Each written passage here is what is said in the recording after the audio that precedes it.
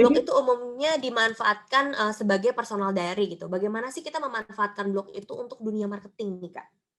kalau untuk dunia marketing itu, mostly kalau misalnya di digital marketing pasti udah biasa banget denger yang namanya, eee, SERP, search engine, PageRank. Itu, yang namanya Google, MSN, Bing ya, Bing sekarang, itu mereka tuh nggak bisa baca gambar. Jadi konten yang bisa mereka lihat itu cuma tulisan, dan tulisan itu, nggak hanya sekedar tulisan. Tulisan itu dia harus punya yang namanya expertise, authority, dan dia juga harus punya trustworthiness. Jadi tulisan itu benar-benar harus lengkap dan ditulis sama pihak yang, valid untuk menulis itu, gitu. Jadi dengan adanya blog, dengan adanya konten tulisan ini, dia akan meningkatkan, apa namanya, page rank kita. Sekarang istilahnya udah bukan page rank ya, nilai, page kita di, Google, dan itu akan mempermudah ketika orang mencari halaman kita. Jadi minimal tulisan itu misalnya 500 kata. Makanya sering kan kalau ngelihat, apa, e-commerce gede atau, apa namanya, blog-blog brand gede, itu pasti selalu di footer-nya ada tulisan tuh panjang. Nah, itu salah satu sebenarnya bagian dari blogging itu. Dan konten blog itu memaksa brand untuk mengupdate website-nya secara terus-menerus dan berkala. Nah, namanya mesin pencari, mereka itu suka banget sama konten yang selalu diupdate secara berkala. Intinya tuh sebenarnya begitu, gitu. Kayak tadi kayak ada yang nanya juga itu di kolom Chat chat ya? ya. Iya. Jadi Oke. memaksimalkannya seperti itu. Kadangkali pengunjung blog mengalami naik turun atau fluktuatif nih, Kak Nurul. Bagaimana tetap bertahan atau membangun kembali blog agar tetap ramai dikunjungi? Menurut saya berdasarkan pengalaman saya pribadi ya, mungkin kalau orang, banyak yang, bilang, "Tulis aja nih yang lagi hits apa," gitu ya. Nah, tapi kalau saya sih lebih ke, tulisan yang evergreen, yang abadi gitu. Apalagi misal waktu itu saya punya 2 tulisan yang saya kan ikut, daftar Yayasan Bunga Kamboja ya untuk kematian. Saya nggak nyangka itu ternyata sampai sekarang juga masih banyak yang datang, banyak yang tanya gitu. Terus sama perpanjang STNK, bayar pajak STNK seperti itu di Kecamatan Pasar Minggu. Nah, itu jadi orang-orang jauh ternyata, oh bisa juga di situ. Jadi kayaknya malah ada yang japri segala. Jadi semuanya tuh serba japri ke saya, yakin nih bener apa enggak ya? Ternyata benar begitu. Terus ada juga sih kalau saya bikin, judul mungkin yang menggoda ya, yang bikin penasaran. Misalnya yakin nih, yakin akan habis kebab sebesar ini. Nah, misalnya itu kan, atau apalah gitu yang menggoda kata-katanya itu loh, jangan yang terlalu baku juga sih gitu. Kalau untuk saya sih biasanya, yang saya lakukan rutin itu share link link blognya setiap hari sih kalau saya. Kalau ke Twitter saya Senin sampai Jumat, share link ke Twitter setiap, pagi atau siang atau malam. Dan, sama ke komunitas juga sih yang tadi saya sebutkan yang banyak itu, saya share ya seminggu 3 kali juga bisa. Kalau saya, artikel yang tadi sudah saya bilang, memang kepinginnya lengkap. Jadi saya nggak akan publish satu judul kalau saya rasa, masih kurang nih, masih kurang. Jadi saya pikir kalau 500 kata, 700 kata ini nggak kenyang gitu. Kayak apa sih ini? Orang kalau nulis, ih baru 500 kata. Kalau saya saking menikmati, waktu itu saya pernah dapat free ke Dufan nih berempat sama anak dan suami. Itu saya nulis dengan menikmati, nggak sadar tahu-tahu 3.000.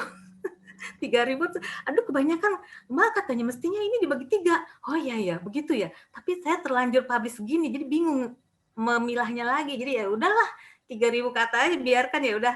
Jadinya ya seneng-seneng aja buat saya sendiri, buat orang yang bacanya juga kan. Iya. Dan satu lagi ini, enggak 2 lagi sih, 2 lagi.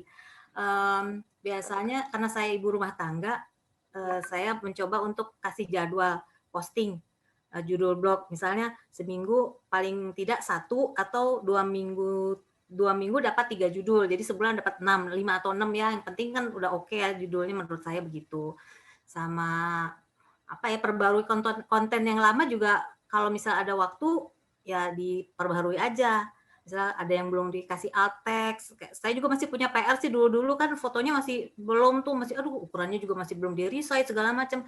Ini kan saya cari juga waktu yang tepat. Dan yang terakhir mungkin, ya bukan terakhir ya, yang paling bawah-bawah dikit, ya berdoa aja.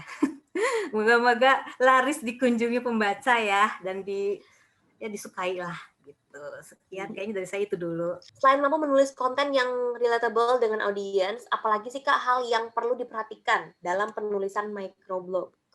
Konsisten sih. Jadi kalau kita membuat sebuah microblog itu kita buatnya konsisten, dan kita juga perlu mengupdate algoritma Instagram. Jadi kalau saya kan banyak di Instagram ya. Saya pernah mengalami 3 perubahan algoritma Instagram. Akhirnya pernah juga mengalami traffic Instagram saya itu menurun. Ya, dulu hashtag itu sangat berguna sekali.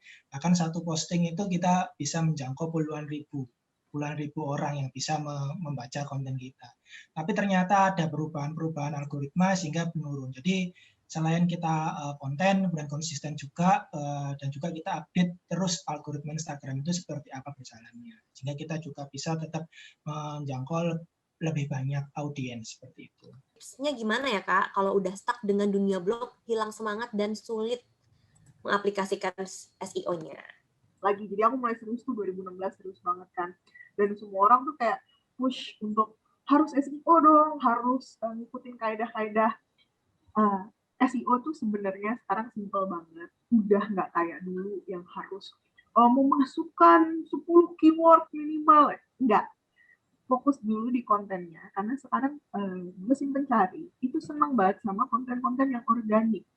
Dan konten-konten yang memang dia tuh berisi, bermanfaat. Jadi bikin aja konten dulu, tulis aja dulu.